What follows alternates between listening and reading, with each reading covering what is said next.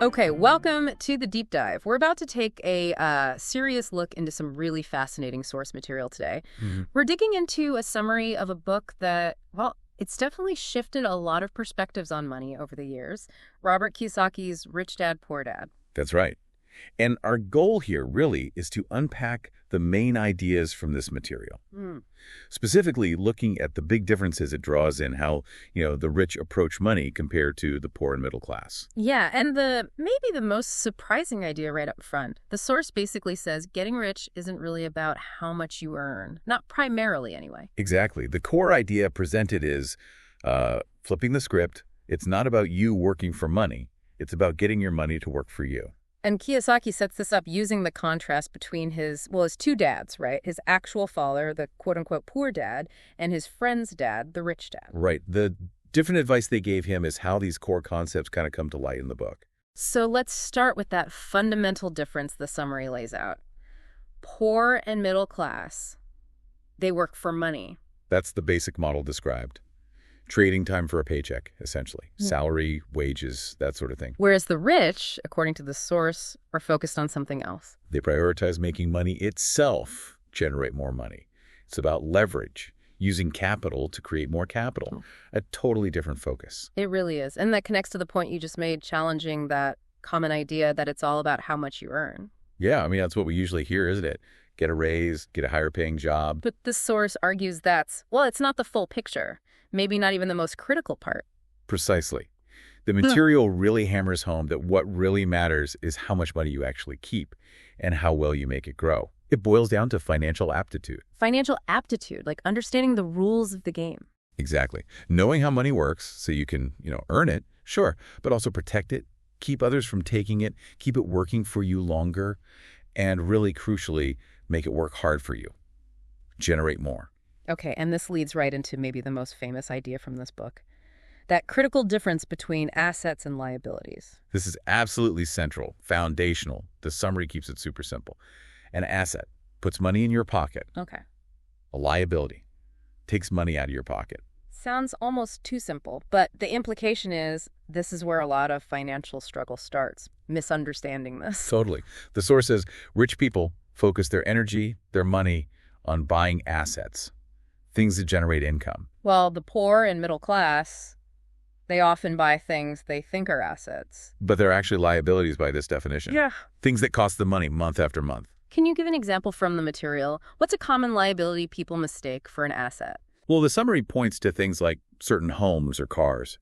Think about buying a brand new car. The source mentions it loses like 25% of its value almost immediately. Oh. Plus, then you've got insurance, gas, maintenance, maybe loan payments. It's constantly taking money out. So even a house, which people traditionally see as the asset, if your mortgage, taxes, insurance, upkeep mean cash is flowing out every month because of it. Then, according to this source's cash flow focus, it's functioning as a liability in that moment. Regardless of potential long-term appreciation, the immediate cash flow impact is negative. Okay, so the rich, in this view, are laser-focused on building up that asset column, things bringing cash in. That's the idea presented. Which connects to another phrase the source uses, minding your own business.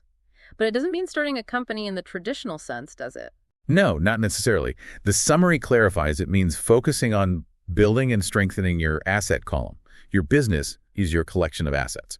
Once you put capital into an asset, the goal is to keep it there, working, generating more income, not immediately pulling it out to buy liabilities. Right, you're protecting the engine that makes the money. Exactly. And you can't really do any of this effectively if you don't understand how money works in the first place. Which brings us back to financial literacy.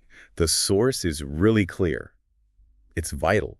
It argues that a lack of understanding, both reading words and, crucially, understanding numbers and financial statements, that's the bedrock of financial struggle for many. So understanding cash flow, where money comes from, where it goes, that's presented as non-negotiable. Absolutely key.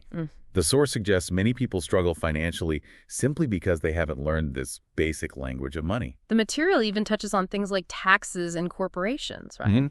Another area where the approach differs. It does. The summary mentions the history of taxes, how they evolved, and how for most individuals, taxes become their single biggest expense. And it brings up bracket creep. Where earning more bumps you into higher tax brackets, taking a bigger percentage. Right. So how do the rich handle this differently, according to the source? Through corporations, it sounds like. Often, yes.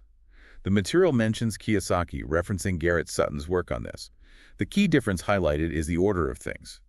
An individual usually earns, pays taxes, then spends what's left. Okay. A corporation legally can often earn, then spend on allowable business expenses first, Ah, okay. and then get taxed on the profit that remains.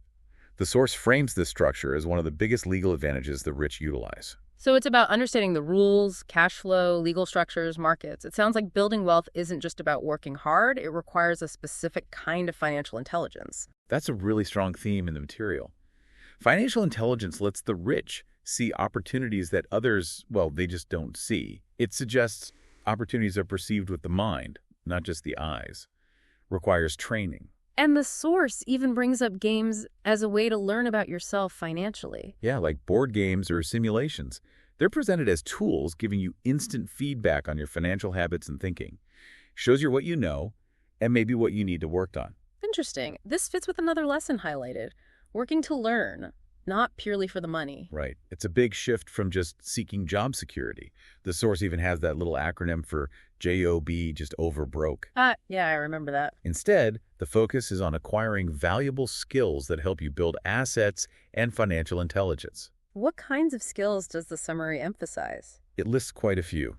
Accounting, understanding the numbers, investing strategy, understanding markets, how they move, knowing the basics of law, especially contracts and corporate law, management skills. Management of what specifically? Specifically cash flow management, systems management, and people management. And it really highlights sales and marketing skills as critical.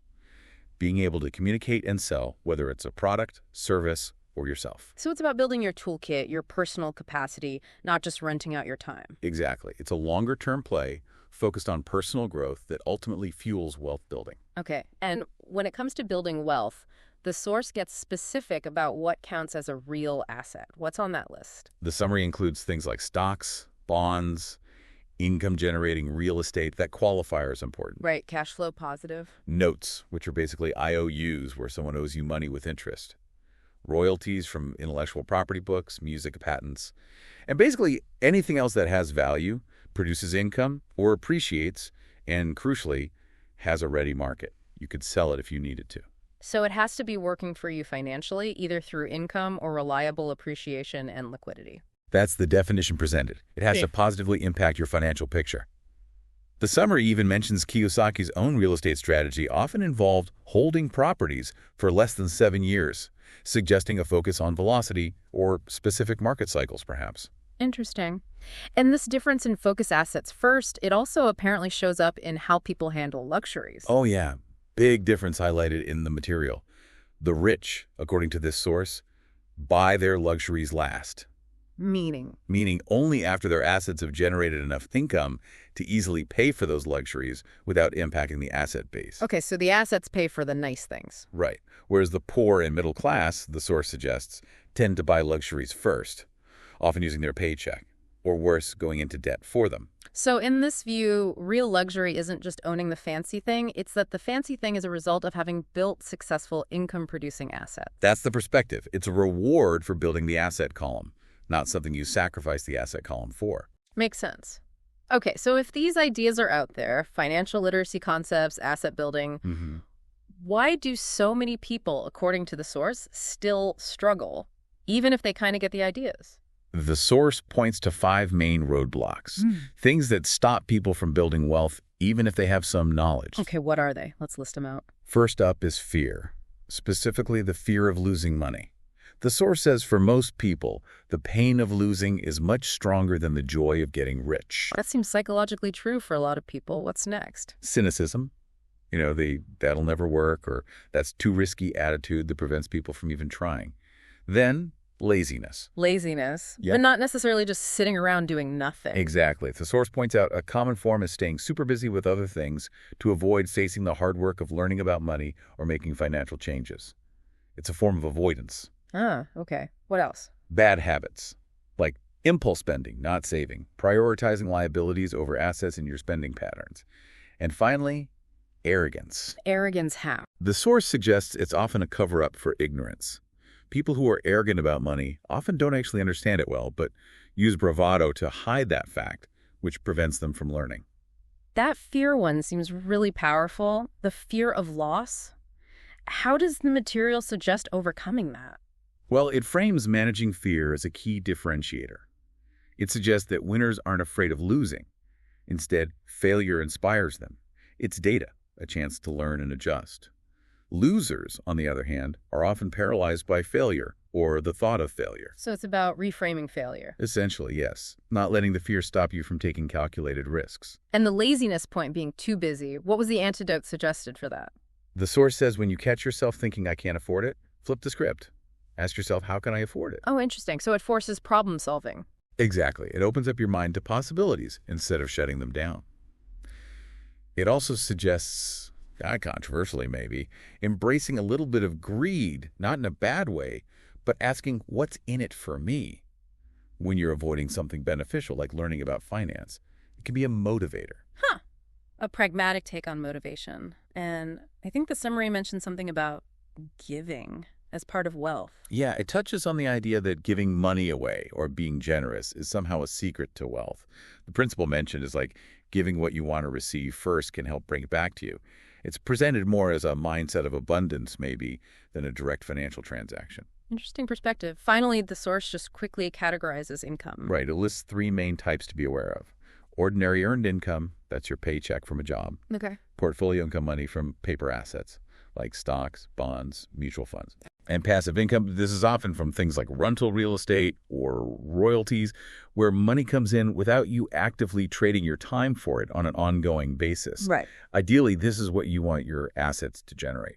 Okay, so pulling this all together as we wrap up this deep dive, the core message from this source material seems really clear. It's about a fundamental mind shift, right? Absolutely. Moving away from just working for money. To setting things up so your money starts working for you. And that whole shift, according to this summary, hinges on really understanding that difference between assets and liabilities. And then consistently focusing on building that asset column. Yeah, acquiring financial intelligence along the way and consciously tackling those internal roadblocks, the fear, the cynicism, the bad habits. Well, this deep dive, based on the source material we explored, definitely provides a powerful, maybe different way to look at your own financial choices. It really does. And maybe here's a final thought the source leaves us with, something for you listening to consider. The material suggests the world is constantly presenting opportunities, every single day. But your ability to even see them, let alone act on them, depends entirely on how well you've trained your mind.